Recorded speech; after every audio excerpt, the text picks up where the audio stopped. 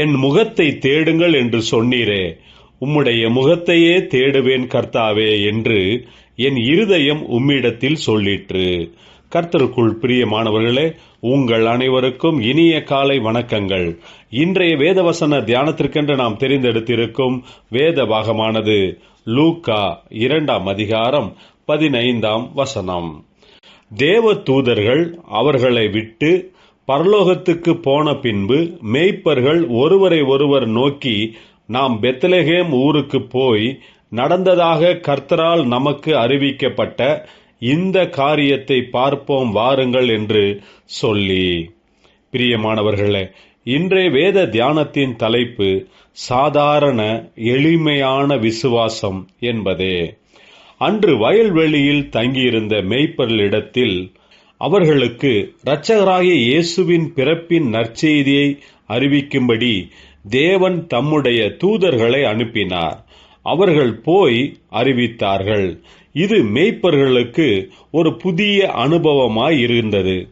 அந்த மேய்ப்பர்கள் உடனே தேவ தூதனின் வார்த்தைகளை நம்பி பாலகனான இயேசுவை பார்ப்பதற்கு புறப்பட்டார்கள். இதில் நாம் அறிய வேண்டியது என்னவென்றால், அவர்களிடத்தில் இருந்த சாதாரணமான எளிய விசுவாசம். இன்றைய காலகட்டத்தில் தங்களை பெரிய ஞானிகள் என்று எண்ணிக்கொண்டு தங்களுடைய புத்தி, ஞானம் இவைகளை பயன்படுத்தி கொண்டு ஆராய்ந்து பார்த்து முடிவில் ஒன்றையும் நம்பாமல் போய்விடுகிறார்கள்.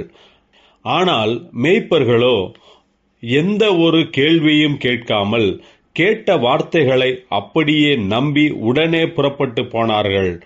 ஒருவேளை மேய்ப்பர்கள் கேள்வி கேட்டுக்கொண்டு அங்கேயே நின்றிருந்தால் அவர்கள் அன்று இரட்சகர் இயேசுவை பார்த்திருக்க மாட்டார்கள்.